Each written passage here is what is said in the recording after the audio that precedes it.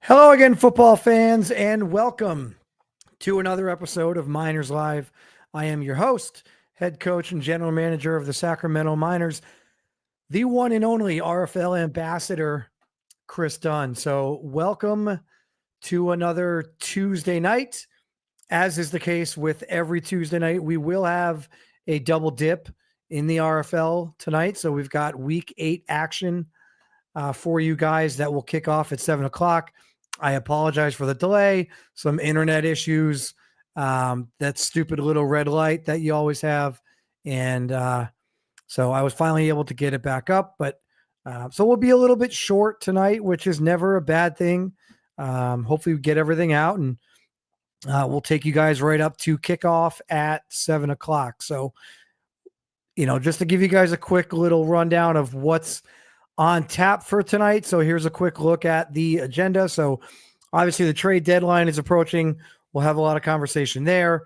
Some of the MVP odds, right? So at the beginning of the year, you saw Coach Forbes put out a list of the, players most likely to win the MVP. And so we'll take a look now at what that list looks like. And then I threw out a question. I threw out a poll in the chat earlier for Love It or Shove It. And so we'll get some opinions from the community on that. But really, again, just not a lot of time tonight. So I'm going to just go ahead and get right into things.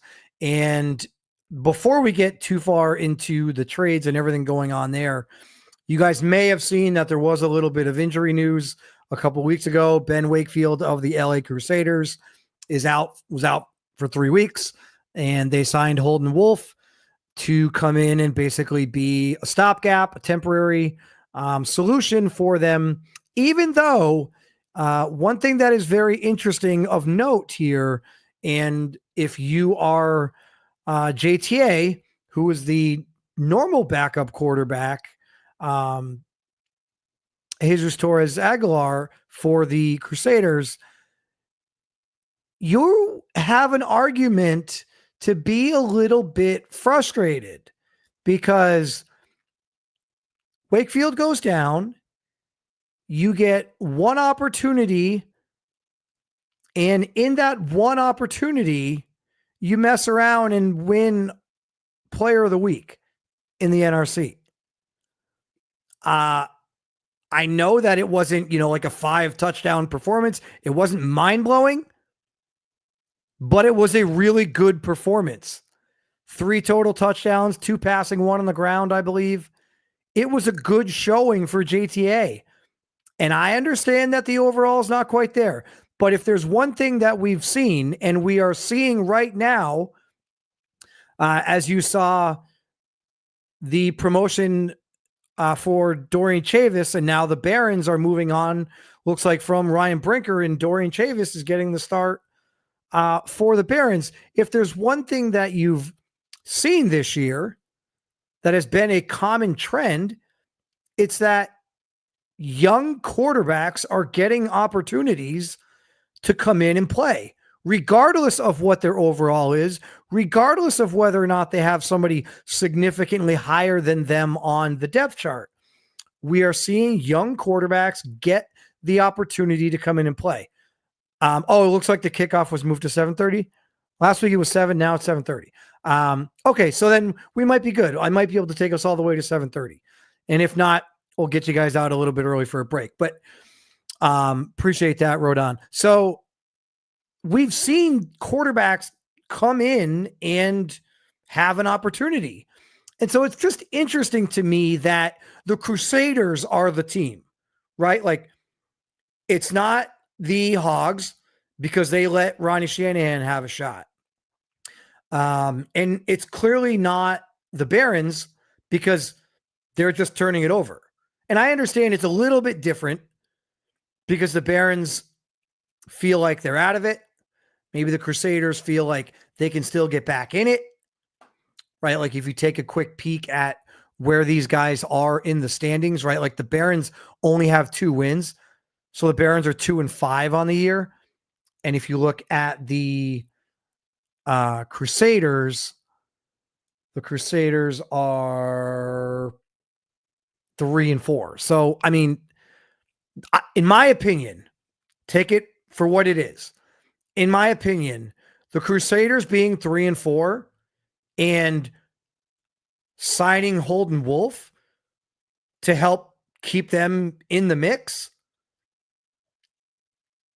the same logic should kind of hold with the Barons, right? Like, if you look at that division, the Explorers are 2-4 and the Gunners are 1-5. So the Barons sitting at 2-5, while yes, it's, a lukewarm pile of garbage, it's not a steaming pile of garbage. It's not a dumpster fire, but it's like a moderately lukewarm pile of garbage, right? 2-5 sucks. But why can't they? Why couldn't Barons have a veteran quarterback come in? Why couldn't the Barons go out and try to acquire some quarterback if they're moving on from Ryan Brinker? Because now you're turning it over to a guy who you hope is the future, but you don't know. And so I just find it a little bit interesting. And if I'm JTA, I have a little bit of grounds for frustration. The guy that I'm sitting behind gets hurt. He goes down. Here I am. My time to shine. Let's see what I can do. I step up, I play well, and I win NRC Player of the Week. And in doing so, I now get demoted. And I understand that I'm getting demoted for the Tom Brady, Aaron Rodgers of the RFL, right? The guy's been around forever and he's going to go into the Hall of Fame. But I think it's a little bit of a bummer if you are JTA. I think you're a little bit frustrated. I think you have every right to be. And, I think there's a part of you that is like, boy, I hope Holden Wolf sucks. I hope Holden Wolf comes out and throws 4 interceptions, no touchdowns. And then maybe you get another opportunity. So it remains to be seen. No idea what's going to happen. But just wanted to point that out because I don't think that's something that everybody is aware of, in that a lot of teams we're seeing turn it over to younger quarterbacks to give them an opportunity.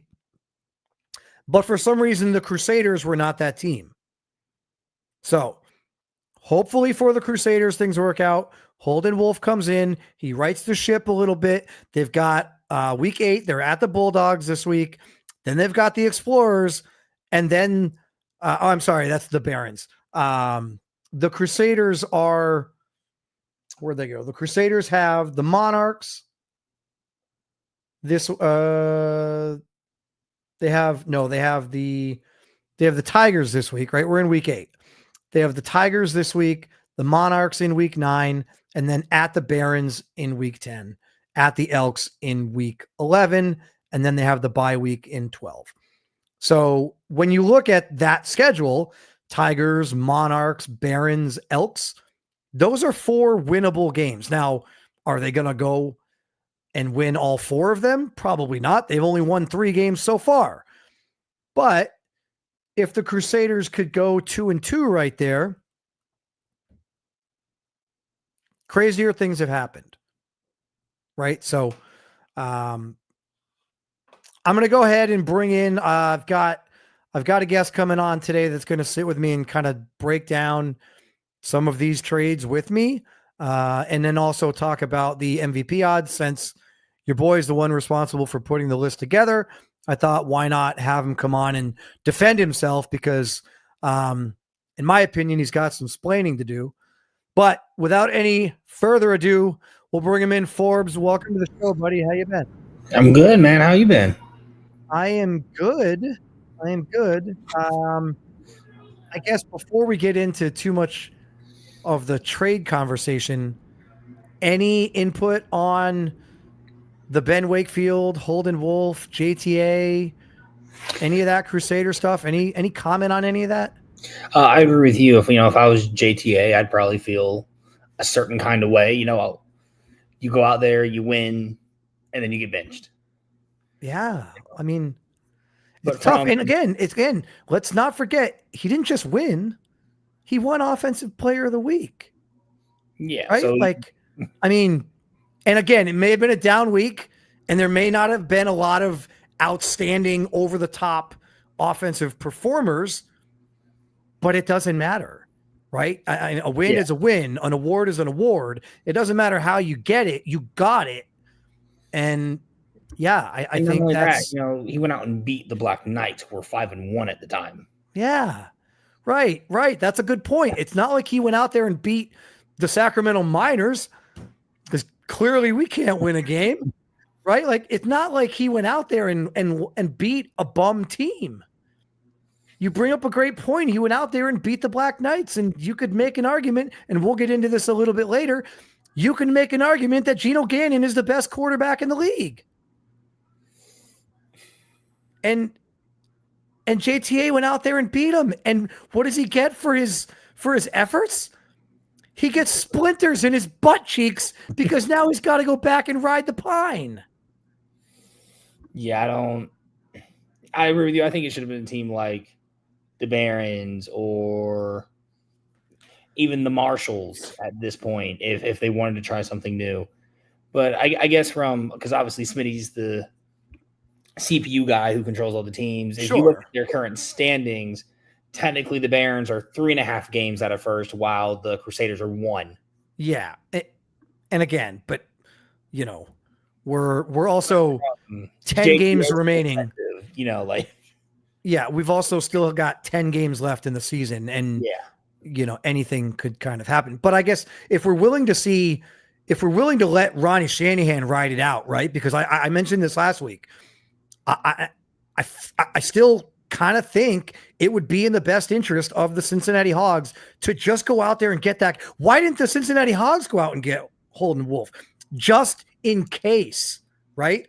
So if you're going to let Ronnie Shanahan ride it out and hope for the best, even though that offense is not winning them games, they live by the sword, die by the sword. The sword is the defense. But if you're going to let someone like Ronnie Shanahan do it, and we're seeing the keys being given to Dorian Chavis, and we've seen guys like Jordan Granger and Monty Wyatt now this season. And Monty Wyatt, right? Another one. Great point. We're seeing this trend. I just don't understand why the Crusaders were the ones that said, nope, sorry about your luck. We're going to go hire a 40-year-old old head. Right. So, I mean, it remains to be seen. I hope everything works out.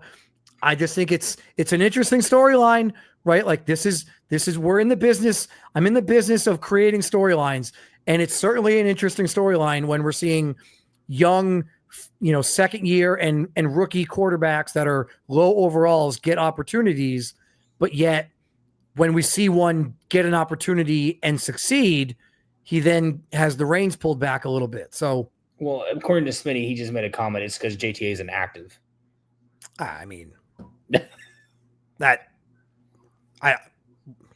that's not an excuse. Like I would delete that comment. Like I wouldn't want that out there. Like, I mean, I don't know how that's going to, I just think it, I mean, give the guy an opportunity. He won. Who cares if he's inactive? Right? Like the team won. He won player of the week. Like, he did win. I mean, you give me a quarterback. Listen, you give me an inactive player who's going to win. I'll trade Miles McCain. I'm sorry, Miles. Love you, buddy. But if you tell me right now that I can have an inactive generic quarterback and he was always going to win. Now, obviously I'm, elaborating and I'm exaggerating a bit. I'm not saying that, that's you heard it here first. McCain's on the trade block, guys. That's what JTA is, right? Like he's not going to win every game. He's just not. So Smitty, you don't have to get defensive. Nothing frustrating that when Smitty comes in and gets super defensive over everything. It is a show about storylines, Smitty. It's a storyline. Like the Crusaders need to win. Everybody needs to win. Like again, it's not. So yeah, it remains to be seen. We'll see what happens. But let's go. I know that the bigger thing is I said last week that the trade deadline was week 8. I actually forgot that the NFL moved the trade deadline to week 9. So the advance will happen at the end of this week from week 8 to week 9. And we'll actually have, I believe, all of next week to make trades. And then, so it won't be this Saturday or Friday night, depending on whenever Smitty does the advance. It'll be the following. So the actual trade deadline, if you want to err on the side of caution, will be Friday, March 14th. Just knowing that next Friday. Yeah, there is a live game on Friday. And since that's the last game, it's very likely that after that game, Smitty goes and advances.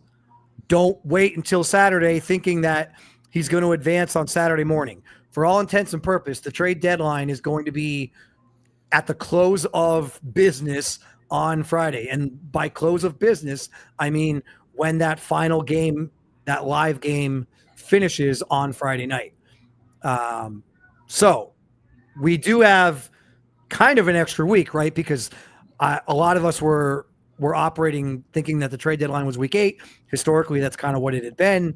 But the NFL moved it back a year because they wanted teams to be able to have an extra week to identify whether they were buyers or sellers.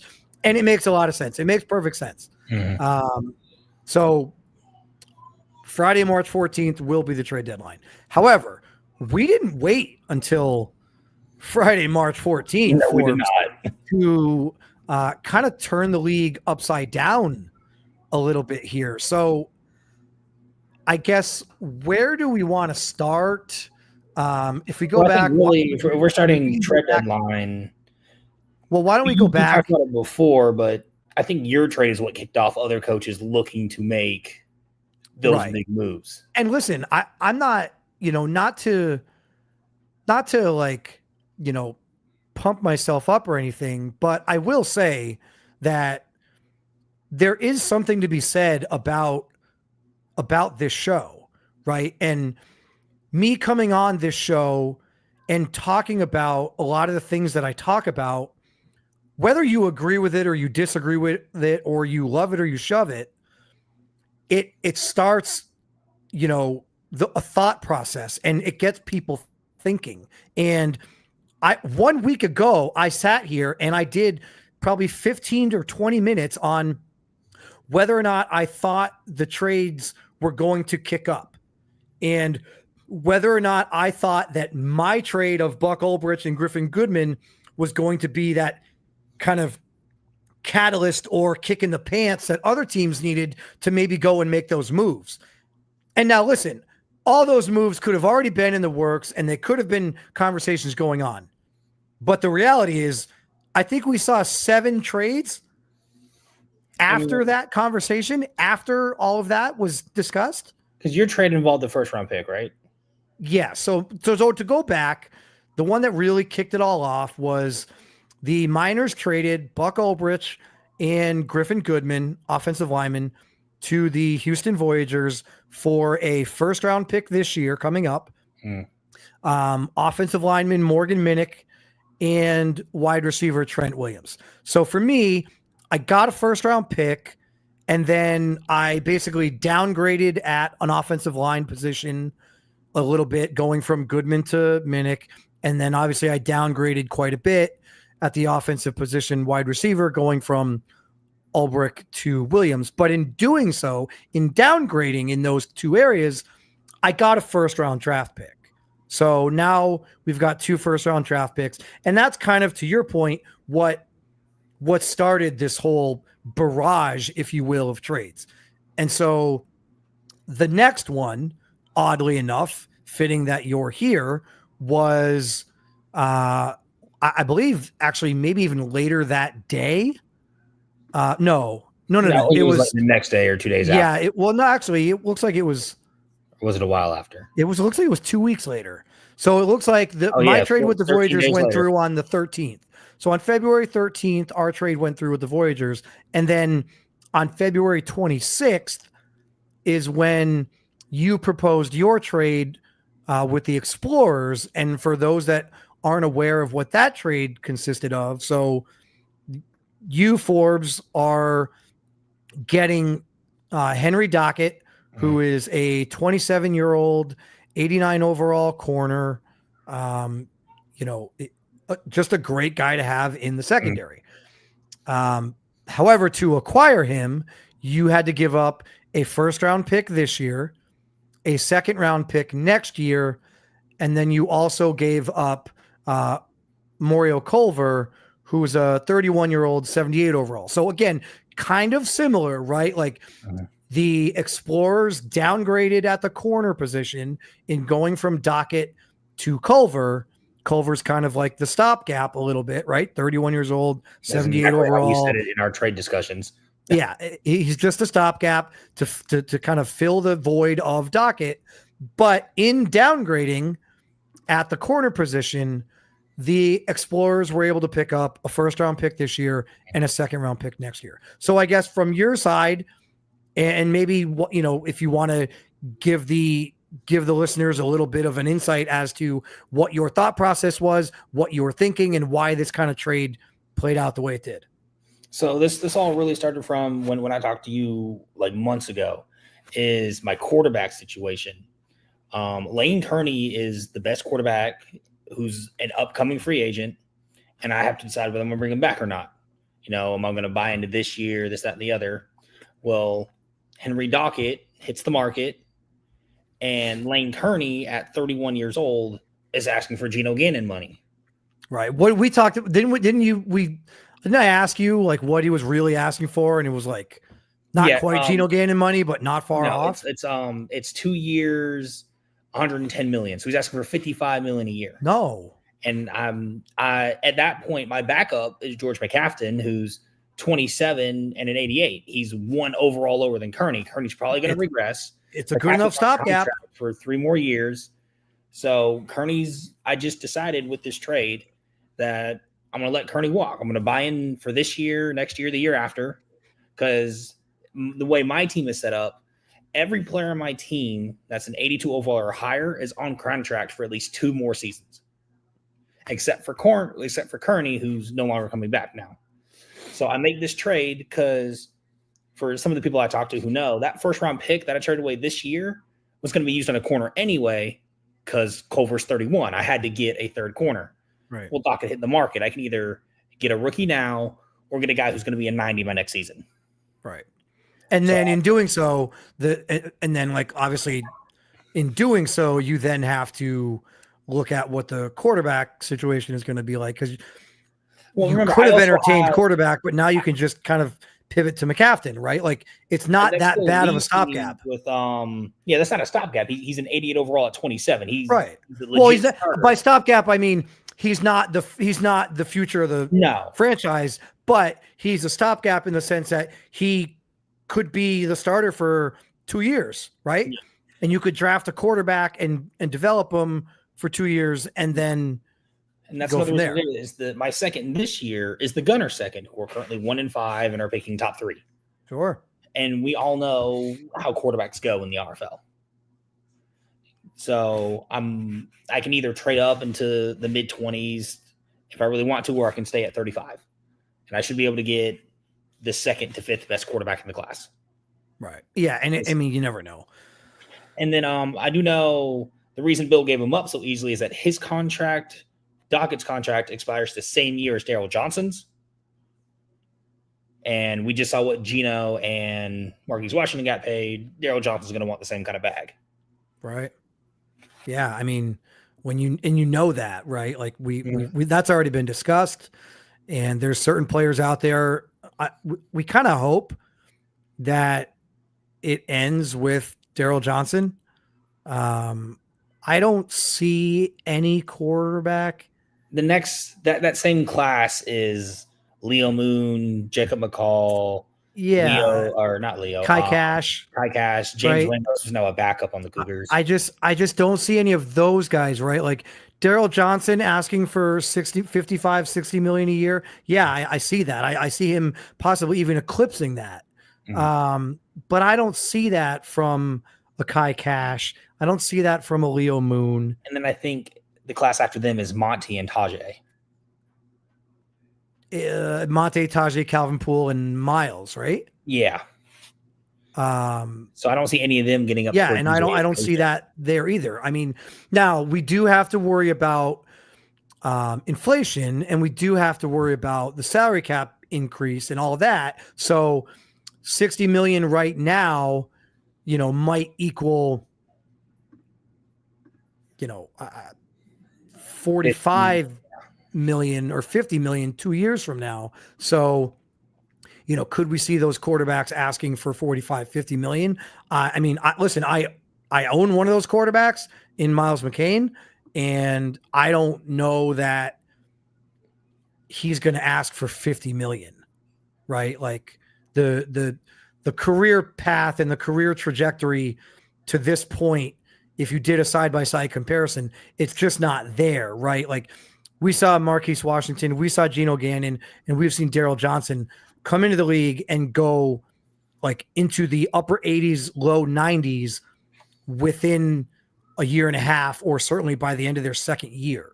And we're not seeing that progression with any of these. I'm not singling out Miles. I'm just using him as an example because he's my quarterback. But we're not seeing that with Monty. We're not seeing it with Kai Cash, Leo Moon, any of those guys. And so without that career trajectory and career path and success in the rearview mirror, I just can't imagine. And Forbes, maybe I'm wrong, because I didn't think that Kearney was going to ask for 55 million a year. And when you told me that number, I was mind blown. So I could be wrong. We could be wrong. And these guys might just ask for 60 million because they're the next quarterback to hit the open market. And when these quarterbacks hit the open market, they got 60 million.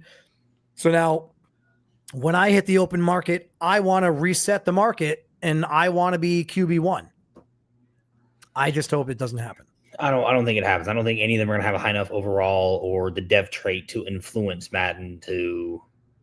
Right. Now, I think they're going to be closer to 30 to 40-ish. Like, I wouldn't be surprised if Kai Cash asked for DWJ money. So I think DWJ asked for about 45 million a year. Yeah, what was that, 5 years? Was that 5 years, like a little over 200? I think so. I think it was around 45 to 50-ish, I think DWJ got. Because that was last year or last season, right, when he got his? I don't remember because there was either last season. It may have been 2 years ago. Yeah. So most expensive, all right, DWJ. So he got 280 over 6. Okay, so 280 over 6. We're talking 46.66. So we'll call it 47 million a year. So, okay, so there's a better benchmark, right? Like, I'm glad you brought that up because that's probably a better, more realistic benchmark.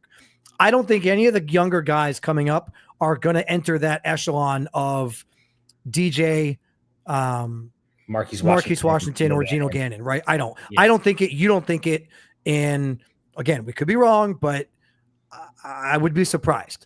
So DWJ is a better benchmark, right? 2 years ago or 1 year ago, whenever it was, getting 6 years, 280, that comes out to 47 million a year. These quarterbacks that we're talking about, they're going to be free agents, and they're going to be free agents at the age of 25, 26 years old, right? Like, that is still young. So it's very feasible that these quarterbacks like a Kai Cash, a Leo Moon, a Monty Wyatt, Miles McCain, those quarterbacks are going to be looking for 5 years, 6 years, maybe even 7 years because they are young. And if you have a 24-year-old, why wouldn't he want a 5-year deal, a 6-year deal to get him into his early 30s? And if you're doing a 5 or 6 year deal, the dollar amount can, on an average annual value can sometimes be lowered a little bit. And I think that 47 million is more in line with what we'll see. Especially in 2 years when salary cap goes up and the Right. average goes up, and Yeah, and maybe asking for more. if that 47 that we're talking about with DWJ were to turn into like 52, okay, fine, right? Like that's not egregious. It's not the end of the world. I just think for me, there's a big difference between giving a guy $47 million a year and giving a guy $60 million a year. Yeah, I mean, again, the guy's getting 60. Daryl Johnson won a Relo Bowl already. Geno Gannon's been an MVP already. Marquise Washington's had a 15-1 season already. Yeah. And listen, one of those guys might be in line for an MVP this year too. Mm-hmm. So, let's move on a little bit because there's a lot of trades, and I want to try to touch on all of them at least for a little bit. So, the other one that we saw, and this one is interesting because I flat out talked about this last week, and I said, guys, Kazim Cash has been added to the trade block. He is a young running back, and you can make an argument that he is better than any running back that enters the league next year in the draft, right? Kazim Cash, you have it pulled up there. I had it a minute ago. He's a 75-22. Right. So we're talking about a 75 overall running back who's 22 years old, right? Like, I'm a perfect example. I just drafted Steve Washington, first round running back, right? He was a 73. Now he's up to a 77. He's 21, right? So yes, I understand you can get a 21-year-old running back up to a 78, 79. In a great scenario, you can get him up to an 80, right? But you don't know that when you are making that selection. Mm-hmm. And I don't have to tell you guys that running backs have a short shelf life. It's not that common to see a running back taken in the first round, but inevitably there's guys. Listen, I took one last year, but the only reason I took one last year was because I had 2 first round picks and I didn't really have any other gigantic areas of need. There wasn't any glaring, requirement for me in terms of the current roster that I had.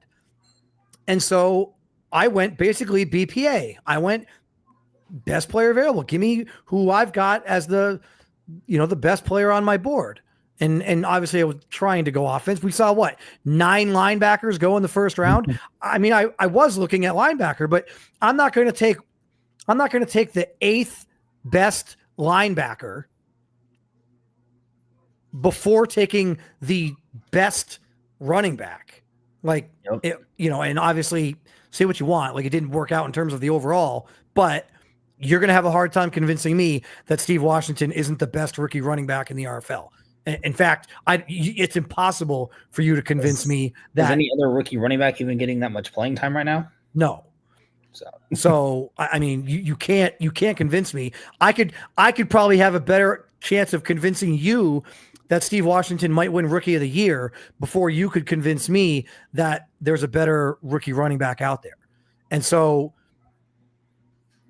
my basically notice to everyone last week was, rather than go out there, if you are a team who is entertaining the idea of taking a running back, and listen, there are some good running backs that will be available, but if you're entertaining the idea of using a first round draft pick on a running back, why not entertain the idea of trading for Kazim Cash? He is not going to require a first round pick. I said it last week. There is no way anybody was going to give up a first round draft pick for Kazim Cash. He was 3rd on the depth chart on his own team. And as it turns out, he gets traded to the Oklahoma City Bisons for another running back on their team who is 3rd on the depth chart in James Tomska. Now, personally, I can't make heads or tails of this trade. I mean, it doesn't make Well, I guess I will say, to me, this trade makes no sense whatsoever. Yeah, If I had to rate this, what'd you say? So they're still both third on the depth chart. Yeah, if I had to rate this trade on a 1 to 5 scale, 5 being very impactful and wow, that really gets me excited, or 1 being I couldn't care less and it makes no sense, I would probably put this at like a 1.5, right? I mean, because it was 2 CPU teams who made the trade, unless Smitty's going to use them over Lusk, and we just don't know about it. Like, I mean, we'll find out because I play the Bisons on Thursday night or Thursday afternoon, right? So, it doesn't do anything for me, right? Like Kadron Lusk, yes, he's an old hat, but he's still a really good running back. Now, you can throw all the stats you want out there and say he sucks because he's not putting up any numbers. And I can agree with you. If you look back at the season, Kadron Lusk has hit 50. He has not once this year has Kadron Lusk gone over 50 yards on the ground. In week 1, he got exactly 50 yards. And since week 1, he hasn't even come close to getting 50. Yeah, the Bison are currently ranked 32nd in the league in rushing yards. Right. And so I get it. They're struggling to run the ball. But why not just give, was it Trevor Price, right? Like, why not let him take over? Why not let James Tomska take over? Why did you have to make the trade for Kazim Cash to do that, right? Like, especially if, to your point, is he just going to sit third on the depth chart? So he goes from third on the depth chart in Portland to third on the depth chart in OKC? Especially, and I don't see that happen. Lusk has this year and 2 years after left on his contract. Right. Yeah, he's there. He's not. Kadron Lusk is going to retire a member of the Oklahoma City Bisons because he's going to be 32 years old, still under contract. And there's nobody that's going to trade for him. I mean, after this, what's his value? Like, I don't care what his overall is. I just watched him. He might be a 92 overall, but he's not doing anything. No. And I don't want to be the one responsible for trying to find a playbook and trying to find a scheme to manipulate in just the right way. I don't want to have to pull all the perfect strings to get Kadron Lusk to be a serviceable running back. I don't want to do that. I shouldn't have to do that. He should be able to go out there and put up numbers on his own. And he's not, but I don't know, right? Like, long-term, what is your forecast on this trade? Long-term, Kazim Cash becomes the starter when Lusk retires, when he's 26 and like an 82 or something. But then at that point, so I wouldn't go that far. I mean, I think Kazim Cash can get. I'm wondering if there's a part of me that's wondering. I think it's going to carries this or next season. I'm talking about like the workhorse, maybe when Lusk leaves.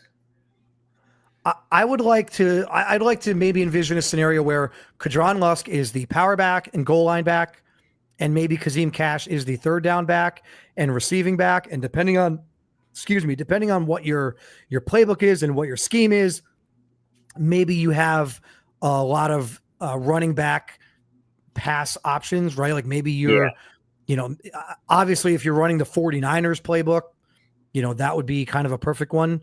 You saw the first couple of weeks of the year, I ran the 49ers playbook, and you saw what Steve Washington was capable of doing, and kind of that two-headed monster of Denard Locker and Steve Washington. So I could envision a similar role if that's what the Bisons wanted to do with Cash here, but I don't know. Am I wrong? Is this am I too poo-poo on this trade or what?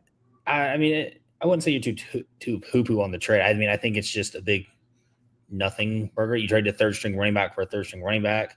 Yeah, I think he just wanted a chance to start sooner, and he was never going to do that behind Jacob McDonald.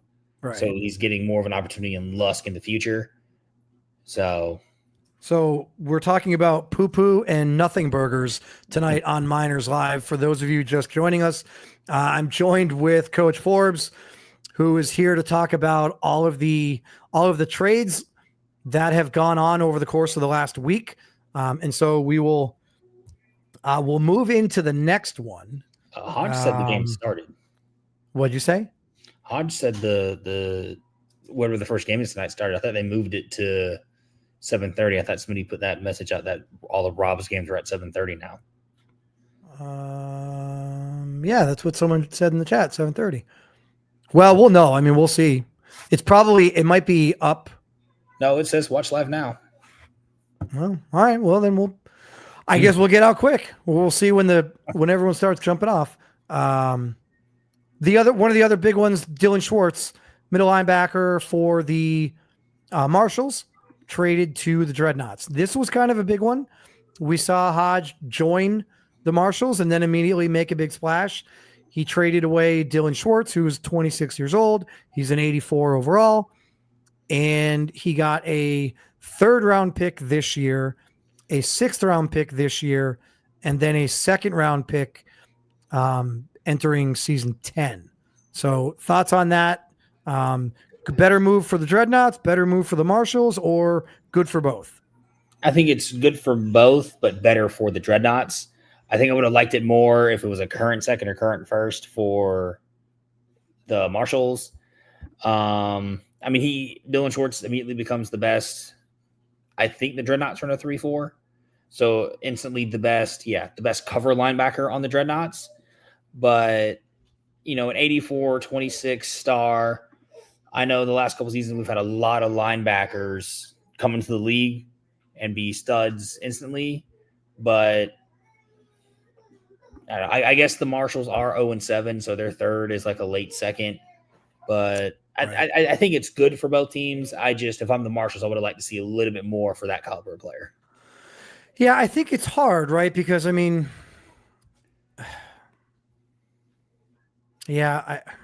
don't know.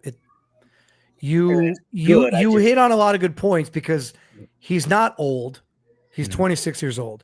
And I know a lot of times we get caught up in 26 years old being old, but the reality is it's not. If you have a guy that's in the mid 80s and he's 26 years old, like there's an opportunity that he could get to upper 80s and maybe even 90, depending on, how you play it, right? Maybe you can boost him on your own. Maybe he's a user that can boost a little bit here and there, depending on what the dev is. So Dylan Schwartz is a great addition for the Dreadnoughts. And just looking at his stat, he's a linebacker with 88 speed, 87 excel, and 84 zone with 85 awareness. It's exactly what you want in a coverage linebacker. Yeah. I mean, I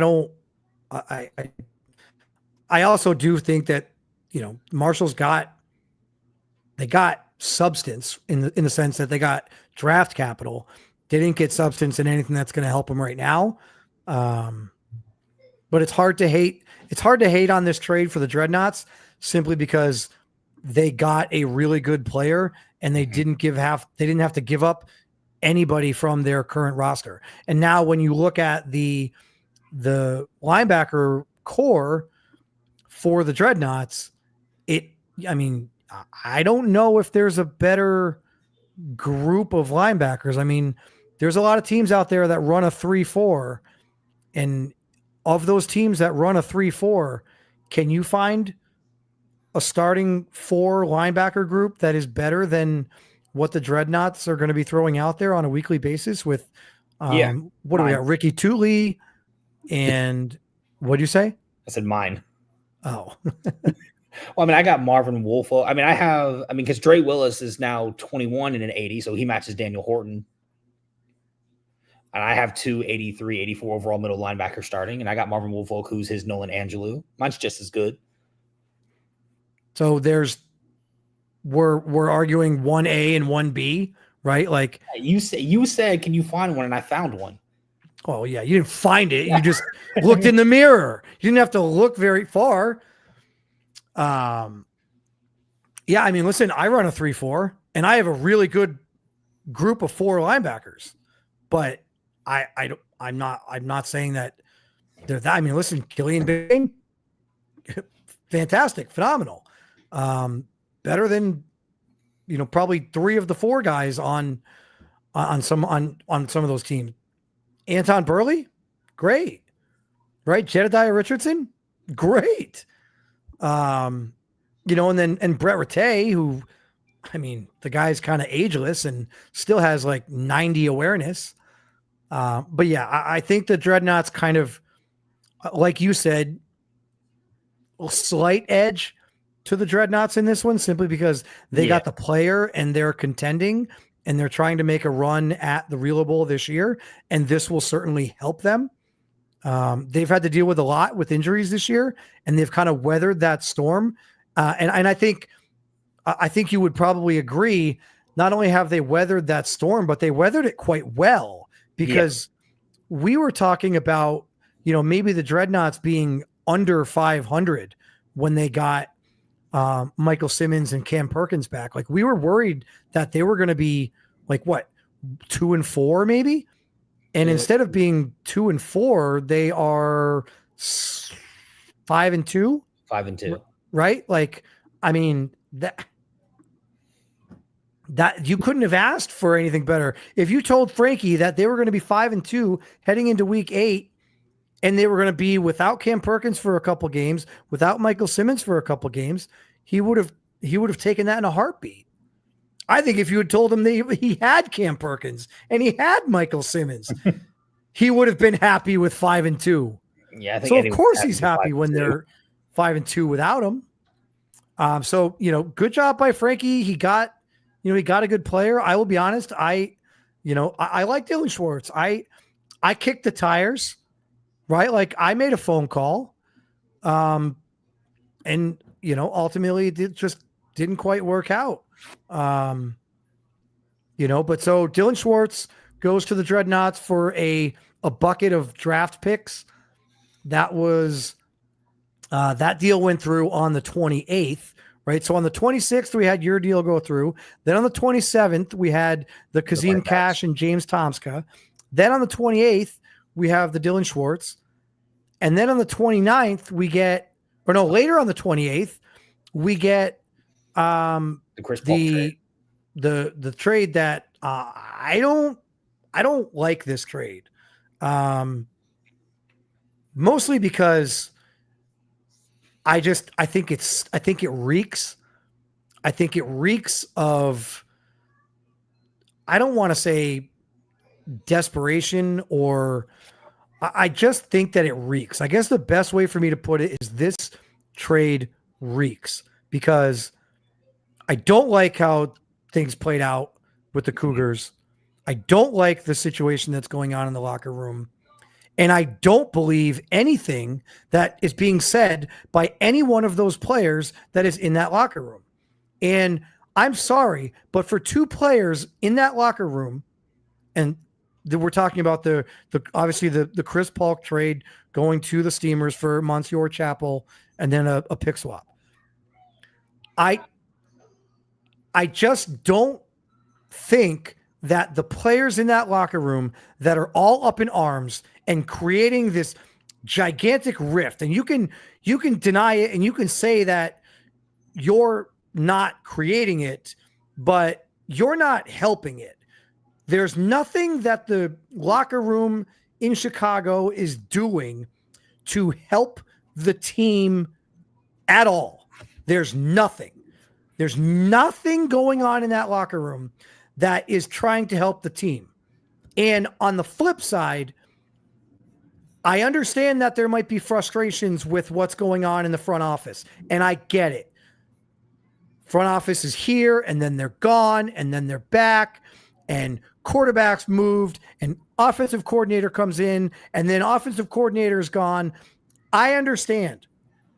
But you cannot tell me that in looking at the moves that the Cougars are making, the moves that are being made by the front office, those moves, you cannot tell me, are being made without the best interest of the team in mind.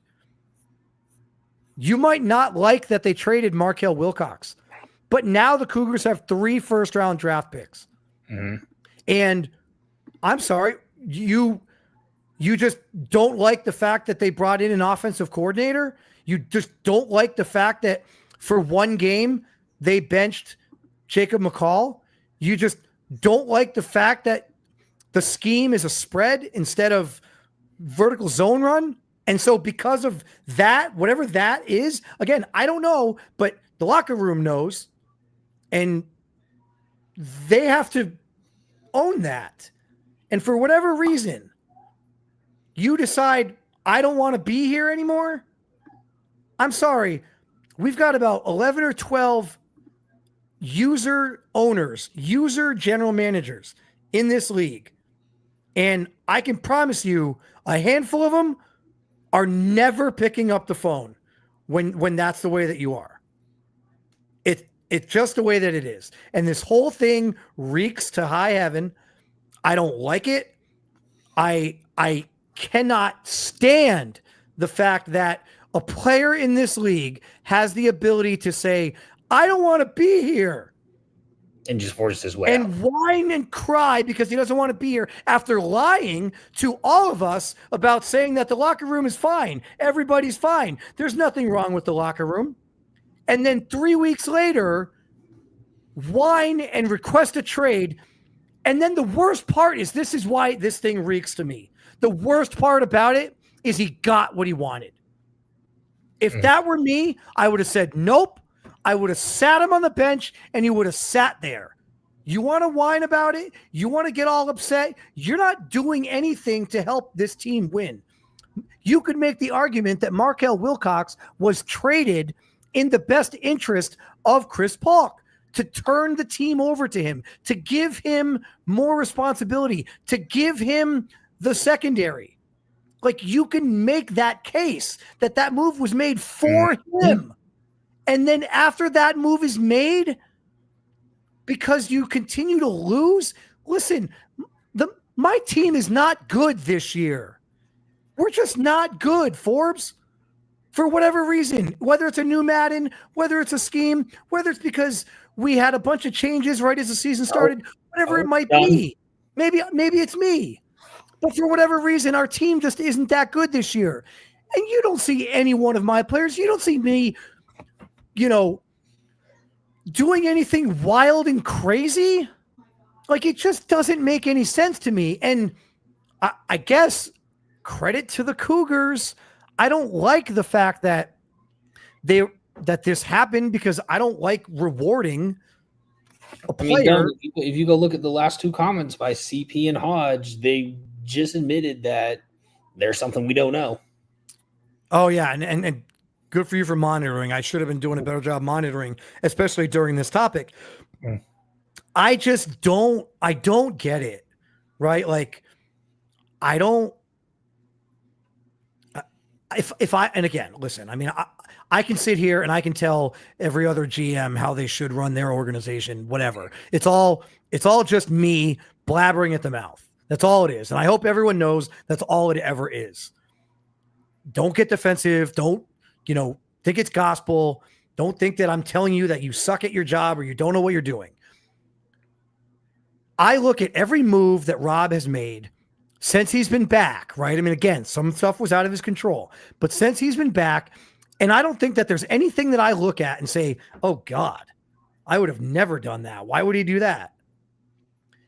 And now I look at this and I'm like, I feel like he kind of made out, right? Like, you could make the argument that Mansour Chapel and CP are kind of similar in terms of overall value, right? Like, I get that CP, I think, is a year younger, and he's a user, and he's got, I want to say, a little higher depth rate. Can you fact check that for me? 88 star, or an 88, 23 and star.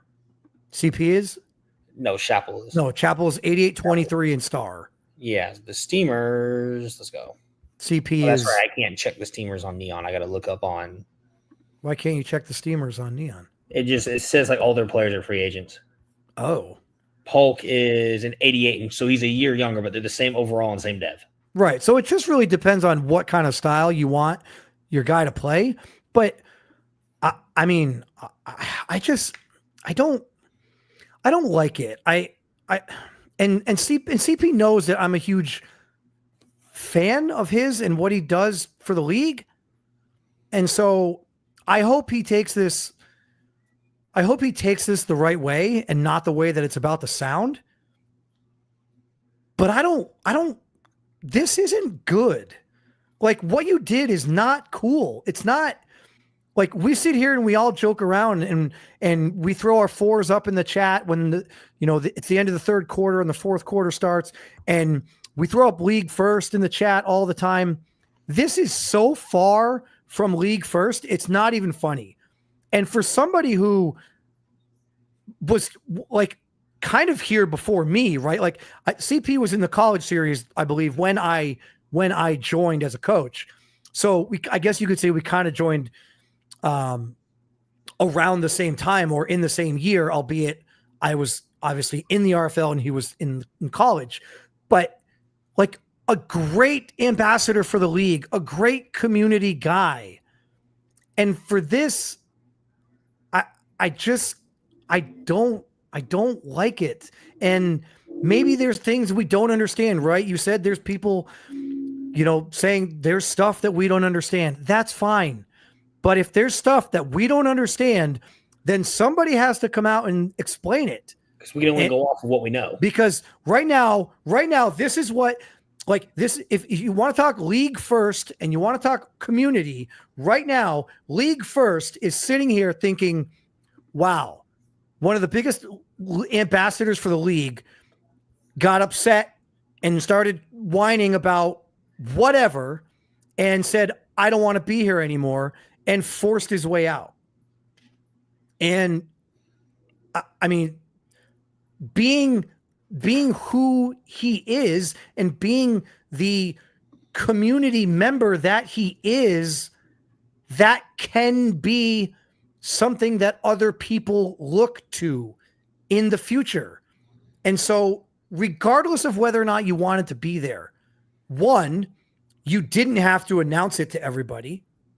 And two, it didn't have to be like this. It didn't have to be 3 weeks after the running back on your team did the same exact thing and then turned around and basically took a head coaching job just to not worry about that team anymore. And then the offensive coordinator gets fired or quits or whatever it is. I wish, again, I said this at the beginning. I hope this is taken not the way it sounds, because I get it. It sounds like I hate CP, and I don't. I just hate the way that this played out. I hate the situation. I hate it for the league. I hate it for the Cougars. I don't like it. Why couldn't you have had conversations behind closed doors and, been traded in the off season? Right? Like, why couldn't you have just been traded in the off season? Like, and I know the answer to that. And the answer to that is part of the reason why I just don't like it that much more. You don't want to wait till the offseason because your team is 0-8 and you can't win. And so you want to go to a team that's winning. And the Steamers are perennially a really good team. And again, guys, if there's more to it, then spill it. Because to everyone on the outside, and I'm considering myself here because as much of an RFL ambassador and insider as I might be, I'm on the outside. I'm not in that locker room. I don't know what goes on. All I know is what I see and what I hear. And what I've seen and what I've heard has been from a select group of people. And it doesn't look good. And that's all. I'm going to let it go because again, I don't know what I don't know. And I don't want to come across as sounding like I hate everyone on the Cougars. That's not the case. I don't know. Forbes, I'm going to shut up now. And I mean, is there anything, I mean, you pretty much hit all of it. I mean, from the outside looking in, it just looks like a player said, we're losing. I don't want to be here. Get me out. But obviously they're saying there's stuff that we don't know, but we can't report on stuff we don't know. Right. So that's And one until, that. I and don't I'm wanna say sorry, anything that sounds ignorant. but until we can, then you might not like to hear this, but until we can refute otherwise, we have to go with what it looks like. I mean, the optics of this are really bad. And that's all we have to go by. If nobody is willing to come out and talk about what really happened for whatever reason, I get it. That's fine. But then you have to deal with the backlash and the outcome. And right now, the outcome and the backlash is we got a locker room in Chicago that's full of a bunch of complainers that don't want to be there. And when the team is 0-8, it certainly looks like the reason they don't want to be there is because they're losing. And again, this show is for you guys, and it is all about opinion, and it's all about me and what I think. It's not gospel. It's not how everybody should do things. It's not me telling you that you are a bad person. It's not me telling you that you suck. It's just me looking at this virtual football league that we all play in and providing commentary. If this were the real world, this is exactly what you would be hearing. This is exactly what would be going on. Now, in the real world, you probably don't have Aaron Rodgers listening to everyone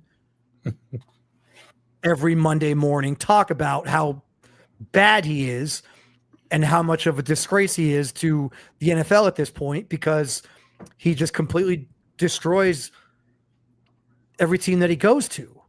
And I get he only went to one, but I mean, Green Bay was falling apart, right? And like that Jets organization is all on him. Like that's on him.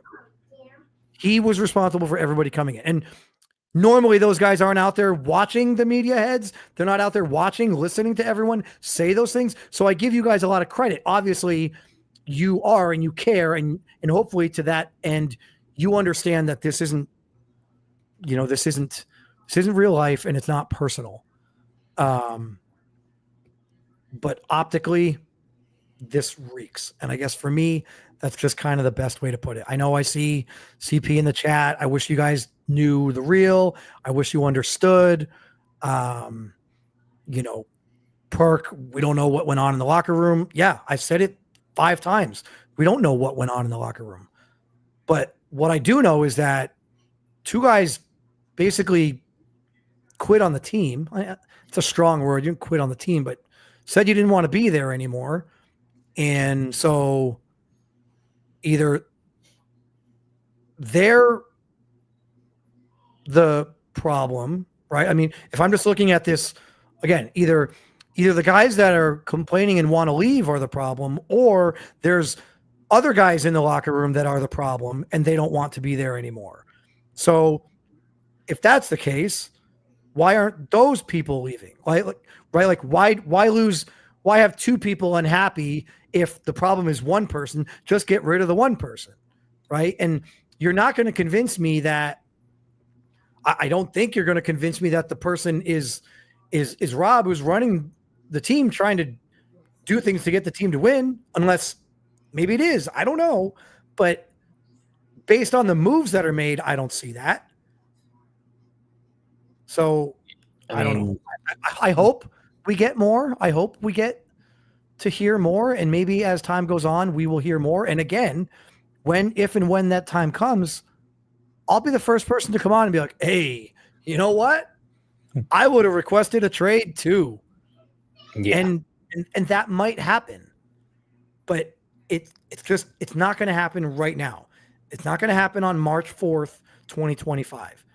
Maybe it'll happen on March 4th, 2026. I don't know. I don't know how long it'll take for this kind of thing to play itself out. But I'm going to move on because I know there's a couple other things and I want to get everybody out of here. But the armadillos then made their moves, right? So I guess we can kind of look at the armadillos all at once. So the armadillos went out and got Isaiah Ingram from the Thunderbirds, who's a 29-year-old X Factor, 96 overall I don't know stud. why they couldn't do it 2 weeks ago. Oh, stop crying. You sound like you're in the Cougars locker room. Oh, come on. So, I mean, great move for the Dillos, right? They give up Jake Mm-hmm. Wychak, who's kind of the defensive end that's going to fill in for Isaiah Mm-hmm. Ingram. And then they give up a first-round pick this year and a second-round pick next year. So they give up quite a bit. Excuse me. And then in another move, they go out and they trade their fourth-round pick this year to get linebacker Tyrone Dugans from the Bisons, which that trade won't go through until technically after this week. Tyrone Dugans is playing for the Bisons this week. Mm-hmm.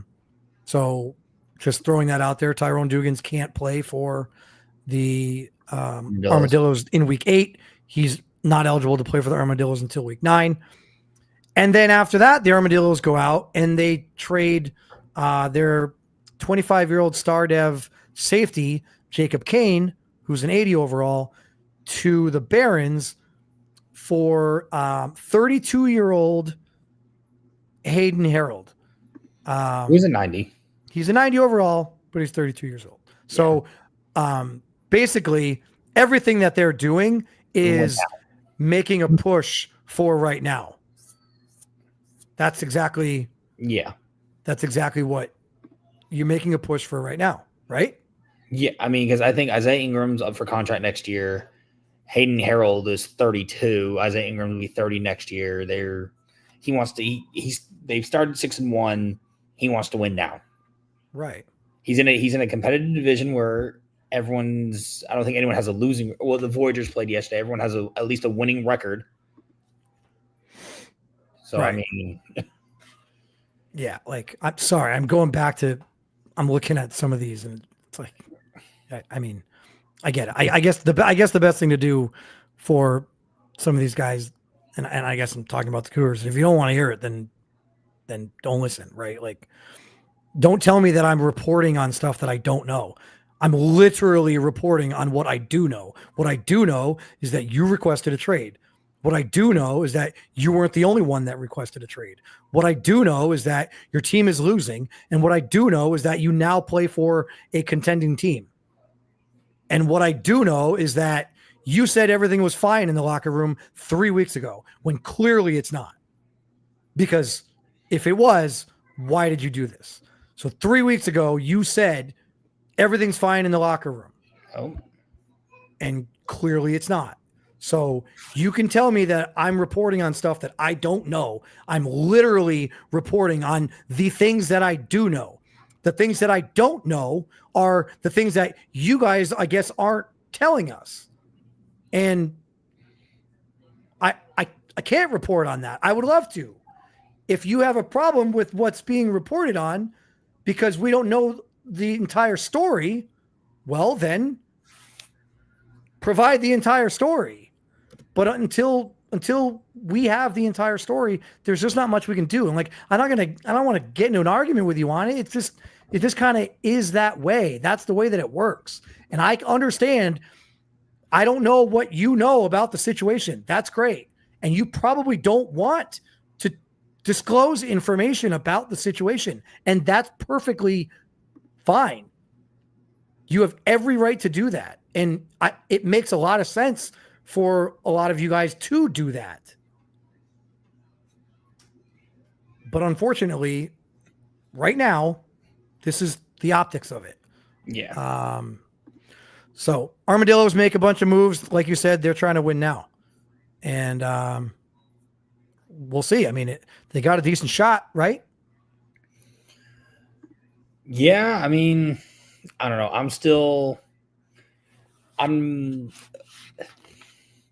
I think the Armadillos, if things stay the way they are now, they'll be a playoff team.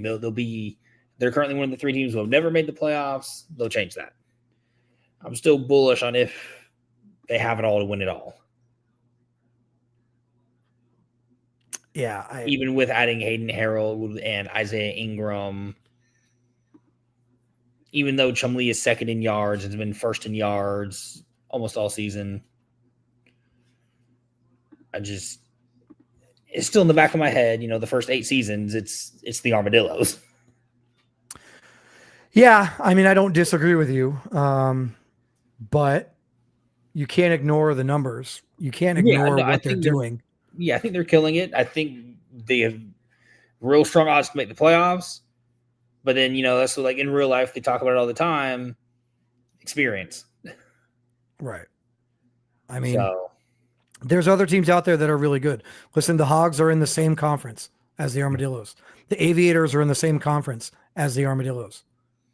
Right? Like the Dreadnoughts with this Dylan Schwartz move. They're in the same conference as the Armadillos. There are a handful of teams, even the Bulldogs, right? Like they could, I'm never counting out the Bulldogs, right? Like these are great moves for the Armadillos, but they had to give up quite a bit in terms of the future success. And so Jordy Johnson was on the trade block for a minute. And then they started winning, and obviously he's off the trade block, and now they're trying to win now. But you better win now because I don't think that you're winning. They gave up a first and fourth this year and a second next year. They have all their other picks. Yeah, I mean, so I don't know that you're winning. You're not putting yourself in a great position to win 4 years from now, right? Because you just lost your first round pick this year, your fourth round pick this year, your second round pick next year. Like second round picks are good. Right. So, actually, Hodge, I usually do that. The forget them picks. I think I've been here 4 years and I've traded like 5 first round picks since I've been here. Yeah, I've done it once. I've traded away. Actually, no, I've never not had a first round draft pick. Yeah, I'm going into my 4th draft, and I've only ever drafted 1 first round guy. It was James Ramos. Oh God. Maybe that's why you don't like first round picks anymore, because you're afraid that you're gonna screw it up. Well, it's just the same thing. Like I didn't think James Ramos was gonna be I think he was a 68 or something. Right. No, I get it. I mean, it happens, right? Like we don't know what guys are gonna look like, and we take a shot on guys. I mean, listen, I make I don't hide behind the curtain. I didn't think Miles McCain was going to be a 70 overall, and he was. It is what it is. You just have to kind of deal with it. I mean, and now I traded him, but after 3 years, he's a 78 and still 22. So like, right. He's not my team anymore because things happen. Right. Yeah, Hodge here says in the chat, obviously, if they do win the Real Bowl, it's worth it. Talking about the Armadillos. Yeah. 100% agree with you. If they win the Real Bowl, giving up next year's first round pick, who cares? Right? Because there's benefit. Like there's extreme benefit to winning the Real Bowl. But given the teams that I just rambled off, I don't even know that those moves make them the favorite. I don't even know if that makes them the ARC third. I mean, let's just real quick at the ARC. The ARC, I think number 1 for me personally, even though they lost last week, is the Black Knights. Yeah, and I'm glad that you said that, because I am a firm believer in the Black Knights. I don't think we're going to get a chance to go over the MVP stuff, so maybe I'll just post it because I gotta get out of here in a little bit. Week? But what's that? Were those the ones I sent last week? Yeah, so I have them. Maybe I'll just post them real quick and people can look at them, and then I'll post them out on social for people to see.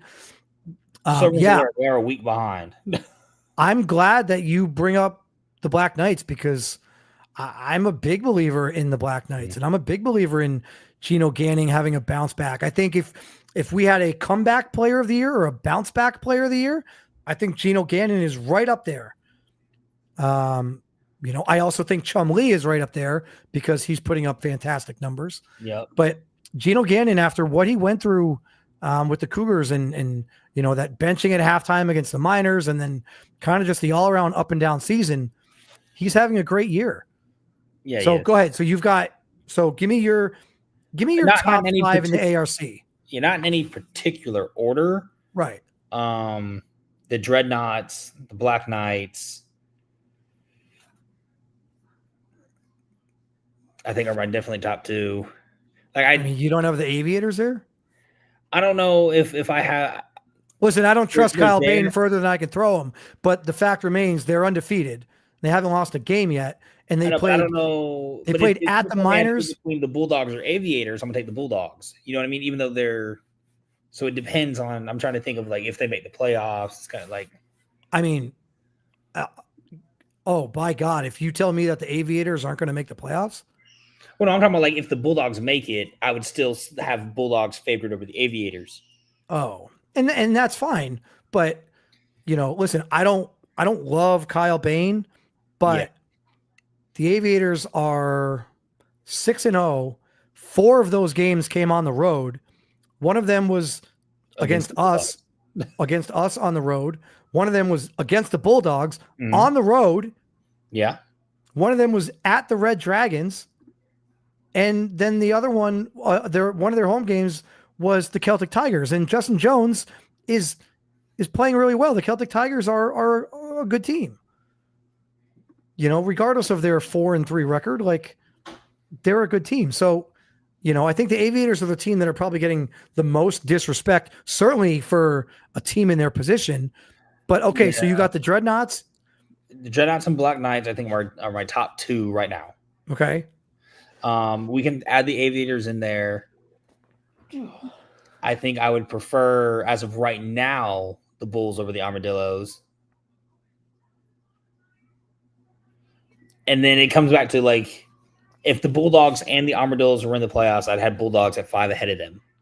So you've in your head right now. Again, I'm not criticizing. I'm just clarifying for the listeners at home. You're saying that the Armadillos could be the 6th team in the ARC, and maybe even the last team to make the playoffs. Well, I'm talking about in terms of like favorites. I have no doubt that they're going to make it. I'm talking about like, but they would be win. But you don't envision a scenario where, regardless of who they're playing, that they are the favorite in that game. In the playoffs, at home against, it doesn't matter who. In the you're playoffs, saying that they're the underdog because they could be playing the Dreadnoughts, they could be playing the Bulldogs, they could be playing CT. I think I would still take those teams over the Armadillos, even if they're at home. Well, if the Armadillos are at home, they can't play the Dreadnoughts. Yeah, they could. The Armadillos could be 2, the Dreadnoughts could be 7. And that'd be a 2-7 matchup. Oh, yeah, you're right. They don't have that where you can't play your division mate. That's right. Yeah, I mean, I would take the Dreadnoughts in that. So Hodge also brings up the point here, and I mentioned this weeks ago. The issue with the Armadillos is their running game. Correct. Listen, Levi Dixon is not doing it. And it could just be a product of the system, and it's a product of the playbook, and it's a product of what they want their offense to look like. And that's fine because Chumley is putting up MVP numbers and Jordy Johnson is putting up MVP numbers. So you don't need the running game to do that much. But I said this months ago, Levi Dixon was averaging like 2.2 yards a carry or something. Like it's just not good. And so Hodge then asked the question, could that come back to haunt them? Absolutely. Absolutely, it could come back to haunt them. Right now, he's only averaging 2.8 still. Okay, so he's averaging 2.8. I don't care about the touchdowns. Like, I don't care. Anybody who comes and says, oh he's got, he leads the league in touchdowns, whatever. Than rushing. What'd you say? More receiving yards than rushing. Right, and that's just a product of the offense. So I'm not saying this is a Levi Dixon problem. Mm-hmm. I'm saying it is a system, and I'm not even saying it's a problem. I'm saying it's something to be monitored and could potentially rear its ugly head as you get in the passing game. What's that? Like if you get to the playoffs, you play the Dreadnoughts who don't get passed on. Right. It could be an issue. Right now, it's not, and that's fine. And over the course of a 17-game season, more often than not, they're going to be okay. However, in the playoffs, more often than not, doesn't win championships. Right? And so they're going to need some semblance of a running game, because to your point, Forbes, if they go against a team that doesn't give up a lot of passing yards and is great against the pass, and they can run the ball, well, guess what? Time of possession is now going to be a killer. And, a lot of times your biggest enemy in the postseason is time of possession. If you don't have time to actually possess the ball and do anything on offense, then you're relying on your team to score quickly, chunk plays, shock plays, turnovers, defensive scores, special teams. Like, I don't want to rely on those things. I want to be able to possess the ball. I want to every week win time of possession. Every week I have 2 goals. One of them is to win time of possession, and one of them is to win the turnover battle. And a caveat of the turnover battle, if the turnover battle is a wash, I want to win third down conversion percentage. Because if my team is possessing the ball longer than the other team, and my team is getting more turnovers than I'm giving away, and if my team is converting on third down more often than the other team, I think I'm in a good position to win that game. And sometimes it doesn't happen, obviously. But those 3 things are what I want to look at. And when you're the Armadillos, in that offense, the way that it is, I bet you they lose time of possession. I bet you they lose time of possession more than they win it. They're just scoring with chunk plays. They are. And that's great. It's exciting. It puts butts in the seats. We all love it. I just don't know if it's sustainable to win the Reload Bowl. And clearly, Roland has some level of reservation himself, because he just made 3 trades in the last 2 days to help shore up the team. Now, granted, I think all of those trades were on the defensive side of the ball. They were. But you gotta make moves. I said this last week. You have to be willing to make an uncomfortable move, knowing that move can make you look like an idiot. Because the flip side is that move might make you look like a genius. And I don't mind looking like an idiot. I don't. I do not mind looking like an idiot if I know that there's also an opportunity for me to look like a genius. And I mean, that's kind of where the Armadillos are, I think, right now. They did what they said they wanted to do. They wanted to win now, and they're doing it. My God, they're doing it. And, maybe it's against conventional wisdom, but they're doing it. And they're acquiring players at the trade deadline, which is the hill that I die on all the time. If you're a contending team and you get to the trade deadline, get guys that can help you win. And that's what they did. And that's what they did. It might be uncomfortable because now you don't have a first round pick or a second round pick, whatever, but you've got time to recoup that, right? Roland has time to manipulate over the course of the next year, and maybe he will get a first round pick somehow. It could still happen, right? So, shout out to the Armadillos. They, more than any other team, were, I guess, the belle of the ball here so far at the trade deadline in terms of both quality of move in the Ingram deal, but also in terms of quantity of moves by making 3 trades in 2 days. Yeah. I think them, the Cougars, and myself are the only teams that have maxed out their 3 trades. Yeah, I only made 1, right? The Buck one? Yeah, I believe so. Yeah, I don't think I have any other one. All right. And then were there any other trades? Did you have anything else? I don't see anything else. Yeah, that was it. All right. So then that's kind of it for trade. So then I'll go ahead and I'll post the updated updated MVP odds that were basically entering week 8 or week 7. I said these last week. Oh, they were entering week 7. All right. So I thought they were entering week 8. I put a graphic together for these, but entering week 7. So just keep that in mind. So here's a look at where we are right now, and I'll explain this to you guys what the stats are and the numbers are. But rather than just put the odds on there, I wanted to give you guys a little bit of a visual, and I didn't really want to do everybody. Excuse me. But real quick, we've got Geno Gannon with the best odds, Marquise Washington, Chum Lee, Devin Wade, Dre Shivers, Reed Wagner. So again, these are all according to Forbes. These are entering week 7, not week 8. You see some honorable mention there at the bottom. Mm-hmm. Forbes, I'm going to turn it over to you here before I come back at you, and I want you to just go through this and give your rationale for this.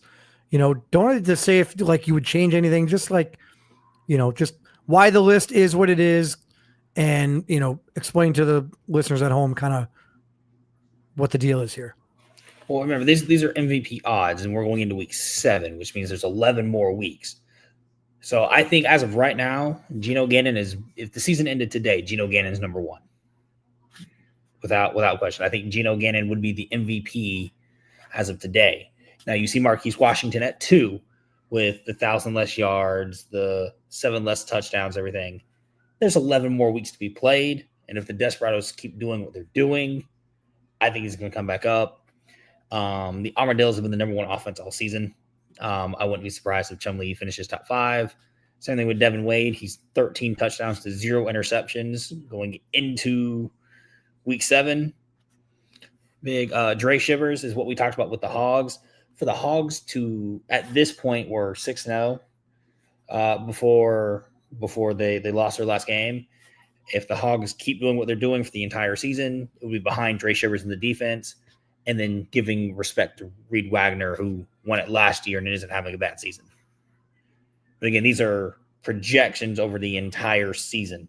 I think Marquise and Chum Lee even out, I guess. But I think this year, seeing like you don't see Tom Wilson anymore, but I think this year especially we're going to see a scrambling improviser quarterback win MVP.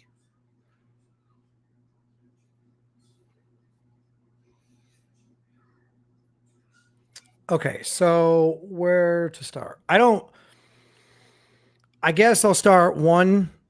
Matt Wheaton needs to be higher on this list. Right now, he's honorable mention.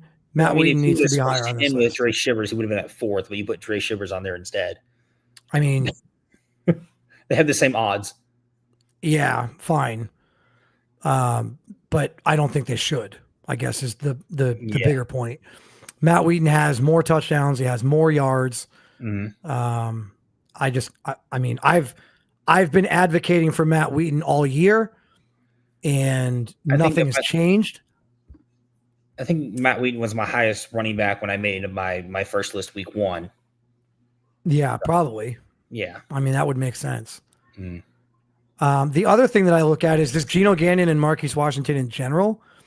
You should never be negative, right? Like, if I'm looking at this, I would never bet that. Like, I would never bet $100. I would never bet $500 just so that I could win $100 on Geno Gannon, because Marquise Washington could very easily win, or Chum Lee could very easily win. So when I look at this, if I were actually betting, I mean, for me, Chum Lee is like the no-brainer bet here, because I could just as easily envision a scenario where he wins instead of Gannon or Washington, and Chum Lee is the only one where I'm getting more money. I'm getting value, right? Chum Lee's got more passing yards than Geno, albeit Geno has 373 yards on the ground. So to give you guys a little bit of an idea of what these numbers look like. Total yards, it's like 2,600 to Geno, 2,500 for Chum, but then Geno has what is that? He has 23 7 more total touchdowns. So he has 19. So the green column is passing touchdowns, or in the case of Dre Shivers, rushing touchdown / interception. So for Geno Gannon, he's got 19 touchdowns passing. What? He has 7 more touchdowns, 100 more total yards, and 1 less turnover than Lee. Yeah. So, I mean, that's not that great, right? Like you just said 7 touchdowns with 10 games left to play. No, I don't. 10 games left to play, but as of right now, well, yeah, but that's my point. Like but I wouldn't. That's why I'm not making that bet, right? Like I'm not giving you $500 in hopes that you give me 100, like a minus 100 or something, or started him at plus 100. Yeah, I don't think anybody should ever be minus. Like, in order to be minus, it's got to be like Tiger Woods it's got to be like Tiger Woods when he was, in his prime, right? Yeah. Like, there's nobody out there that is absolutely. And you got to also remember, the MVP is voted on by the game. We don't pick the MVP, so it's all based on what Madden's going to do. Madden might think that Chumlee having, 300 more passing yards and 4 fewer touchdowns and 1 more interception is better, right? And that could be what it is at the end of the year, right? Chumlee could, that's what it could be. So, I mean, I don't know. I mean, right? I've never made odds before. Yeah. No, this isn't, I'm just, arguing for argument's sake and pointing out, like, if I were a betting person, I would be looking at Chumlee. I do think Geno Gannon is the front runner. Like, if we weren't looking at the actual odds and we were just saying, who's your MVP? Yeah, ranking them, I don't know that I necessarily have a problem with it here, except I would have, if you put Dre Shivers ahead of Matt Wheaton in the ranking, I would have had a problem with that for sure. Listen, Devin Wade can't be discounted here. I understand he's not going to win MVP, and I would say that his odds should probably be even higher than that, because I think Chumlee's got a much better chance to win it than Devin Wade does. But Devin Wade hasn't thrown an interception, guys. We are in week 8 of the season, and he has not thrown an interception yet. Like, that's incredible. What'd you say? As an and played every game. So it's not like he got hurt and missed 2 games and has only played 5. Yes, correct. And it's not like he's only thrown 6 touchdowns or 7. Yeah. It's not like he's only thrown 1 touchdown per game. He's basically thrown almost 2 touchdowns per game, right? He's throwing probably like 1.7 touchdowns per game, and he's not turning it over. So the interesting thing here is, a couple weeks ago I talked about the Hogs and how they have issues on offense because their defense is winning them games. And Dre Shivers running the ball, and their defense is the reason why they're winning games. Devin Wade is arguably the reason why that Bulls team is winning games, and the offense. And is that going to continue? Are we going to see that for the rest of the season? Or is is one shoe going to fall somewhere between now and the end of the year? Now, to be fair, the Bulls' first 4 games were the Lumberjacks, Gunners, Barons, and Bisons. Okay, so not Relo Bowl caliber competition. But their last 2 wins were both CT. So, that is playoff caliber competition, right? Maybe, this year might not be Relo Bowl caliber, but still a good team. And their one loss is the Black Knights. I guess the issue there is, let's see what you can do, Devin Wade, when you start playing tougher teams. Yeah. And can you keep this up? And could Devin Wade have 10 interceptions between now and the end of the year? Yeah, sure. I mean, there's 10 games. He could throw 1 per game the rest of the way. And then all of a sudden, that stat line in this conversation looks stupid. Exactly. The curious case of Reed Wagner, I mean, I don't really know. He's better than what we're seeing. Yeah. Certainly 7 interceptions, not what we've grown accustomed to. And we've also been a little bit more accustomed to him throwing more touchdowns. Mm-hmm. I'd have to look back at the last few years, but I want to say he's eclipsed the 30 touchdown mark probably each of the last 3 years.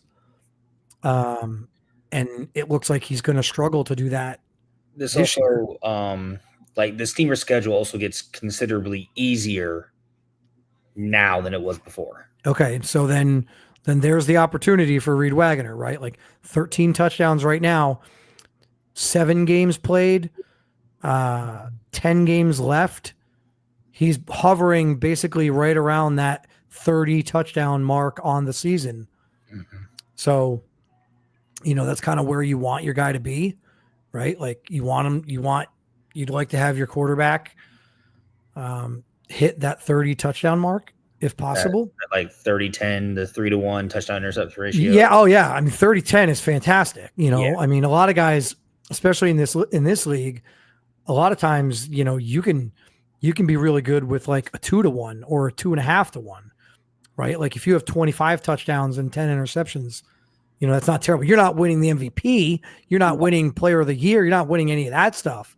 But that should get you fighting for playoffs. Correct. In terms of putting your team in a position to win some ball games, absolutely. Listen, Miles McCain as a rookie last year, I think had 29, and I'm 99.9% positive he had 29 because I remember being furious because as a rookie, if you hit 30 touchdowns, you get like 12,000 XP boost or 10,000 XP boost. And then he missed out on it. Calvin Poole. He missed out on it. What'd you say? I said he'd finally be the same overall as Poole. Yeah. He missed out on that simply because he had 29 touchdowns instead of 30. So Reed Wagner could easily move up on this list. Devin Wade, I think, could very easily move down on this list.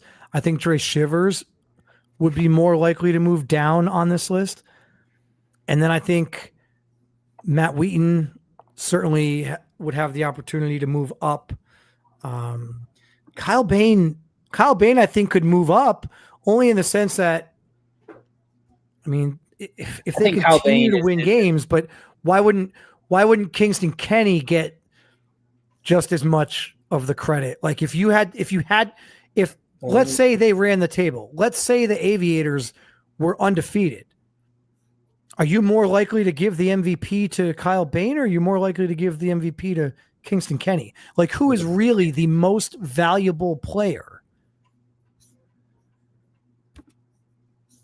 It'd be Kenny, but let me go look because I want to make sure before I lie. So yes, this was made before the game against you, so before he had the 170 yards. Yeah, God, thanks. I appreciate the reminder. So I made this before he went from like 5th to 1st in rushing. Sure. Okay. So having said that, I guess, I mean, Kyle Bain is where he is. That probably wouldn't have changed.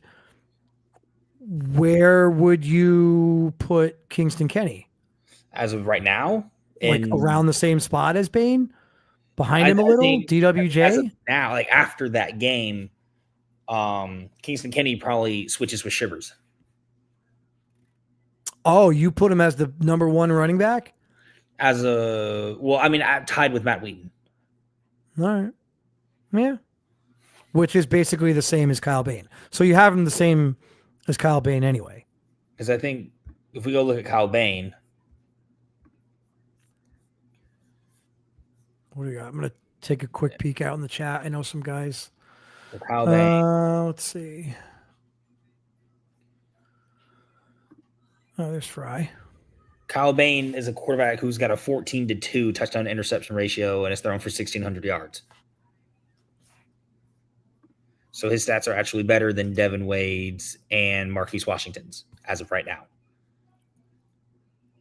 Well, his passing yards and touchdowns are better, but well, he's got I mean, what would you? I guess that's the question. What's better, 13 touchdowns and 0 interceptions, or 16 touchdowns and 3 interceptions? Well, if you count his rushing like you did with theirs, so he's got 16 total. Kyle Bain would have 18 total with his rushing because Kyle Bain also has 270 rushing yards. All right. So I mean, there's a number of quarterbacks here. Ultimately, for my money, I'm looking at those top 3. Yeah. Like, I don't envision a scenario where Geno Gannon, Marquise Washington, or Chum Lee are not the league MVP. I think something wild and crazy would have to happen. And the only thing that I could think of is if, again, this is all Madden, this is all in-game MVP. If the Aviators were to go undefeated, they might give the MVP to somebody on that team because they're undefeated, right? Like, regardless of what stats might look like, the game might give the MVP to Kyle Bain or Kingston Kenny. Yeah, I think the only other person on there, and he was in the honorable mentions, that could shoot up, I could see, is Justin Jones. Yeah. If CT starts to get in the groove and win more games and whatnot. Yeah. All right. And lastly, let me see here. I had one thing that I wanted to get. Let me see if I can pull it up here. Well, we podcasted all the way through the game. Yeah. Figured once we started, it dropped down. Most people left. There was a while where there was only a handful of people. They'll come back and probably watch the archive. Okay, so the last thing that I wanted to do before we get out of here, I posted this, love it or shove it. I put this poll in the RFL chat earlier for you guys. I just said, bold statement, blanket statement, right?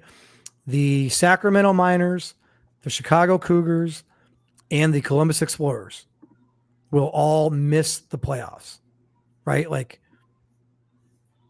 three coaches that are, well known around league circles, and historically teams that have had, playoff caliber teams. And what are your thoughts on the Miners, Cougars, and Explorers all missing the playoffs? Forbes, if I were to ask you, or if I were to just say that statement to you, would you love it or shove it? Shove it. And that is because I assume the Explorers. Yeah. So just looking at the NRC, just the Explorers are currently, because we're talking about just the playoffs, not like a division winner, right? Yeah, you just to make the playoffs. The Explorers are a game out of the 7 seed at 2-4. The 7 seed is currently the 3-3 Monarchs. So 73% of you said shove it. To 27% of you said love it. So I think the Cougars are out. I mean, 0-7. Oh yeah, the Cougars are out. I'm not going to say that I'm out. I wouldn't say you're out, but it's definitely a lot. So like the Explorers at 2-4 are a game. Like if they win and the Monarchs lose, they're now the 7 seed. Like, you know what I mean? But for like you guys at 2-5, the current 7 seed is 5-2. You guys are 3 games out. Yeah, I think the interesting thing is if there's a scenario where our division could get 2 teams, we, even with our record where it is, we still have a, realistic shot at finishing second in that division. Mm-hmm. The Red Dragons are not running away with second place. The Aviators got to start losing games if we have any, and if that division is only going to get 1 team, which, we talked about a handful of ARC contenders earlier, and, there's not any other spots really. Like we talked about the as Armadillos of right as now, the Celtic Tigers, the Bulldogs, the Voyagers, the Huskies, the Miners, and the Red Dragons would all miss.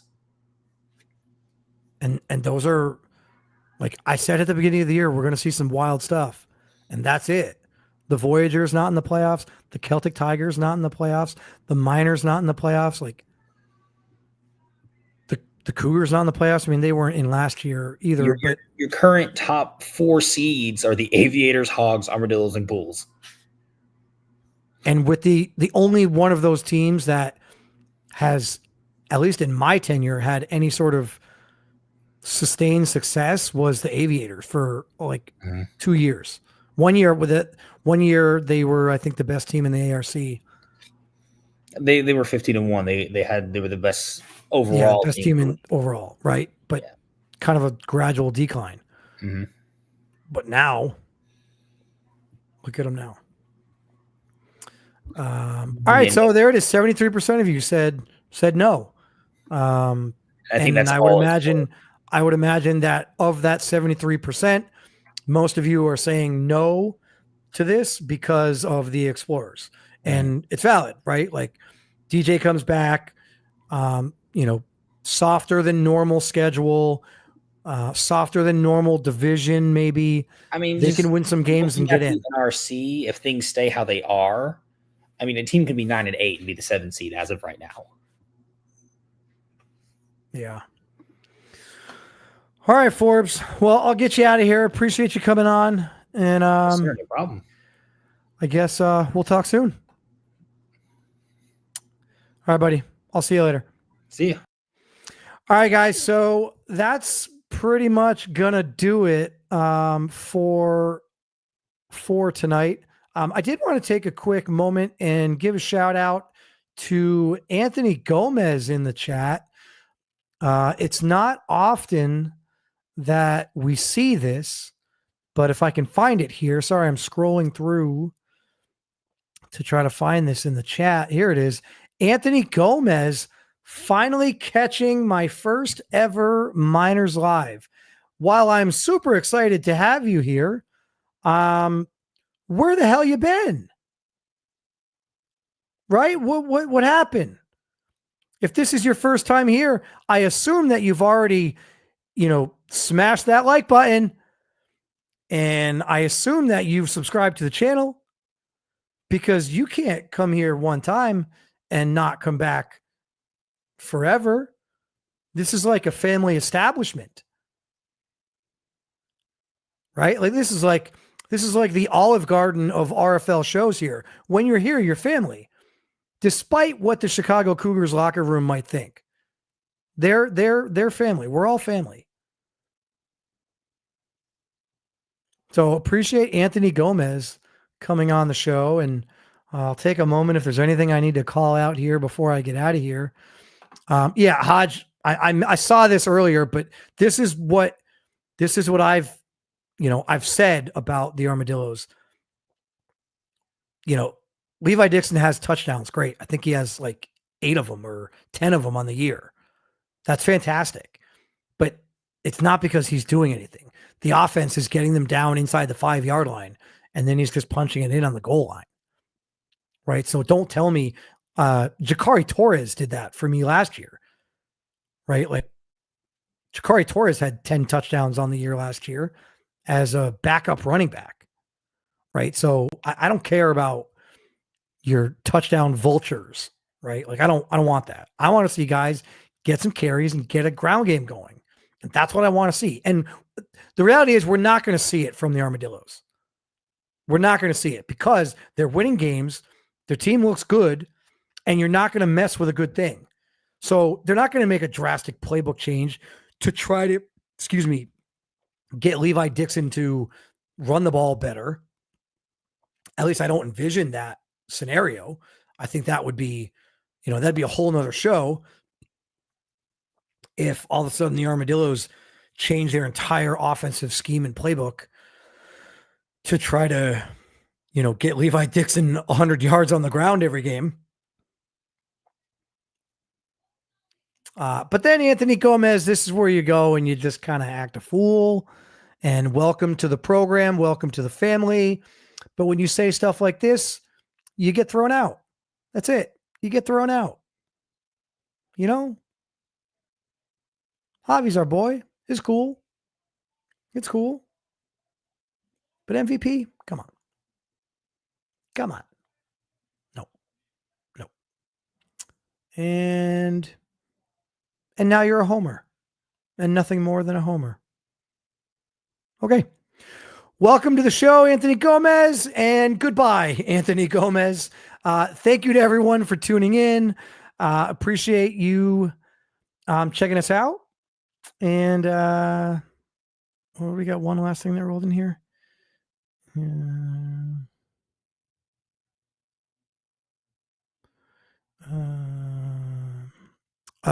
Talking trades. Yeah. But speaking about talking trades, we are 1 week away. So keep an eye on the RFL socials, keep an eye on the team socials, keep an eye on Discord. There's likely to be some more trades made.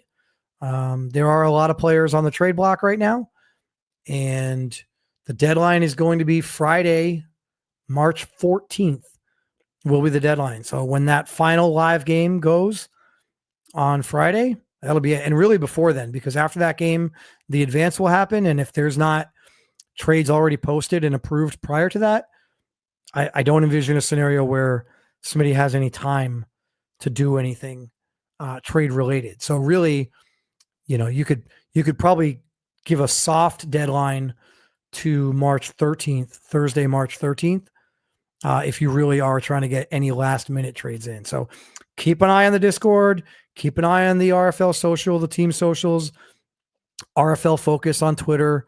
That's where you're going to get a lot of these updates. So until next time, thank you again, guys, for tuning in. If you get a chance, hit that like button, subscribe if you haven't already. I do appreciate, all of you and your support, and I'll see you next time. Take care, everybody.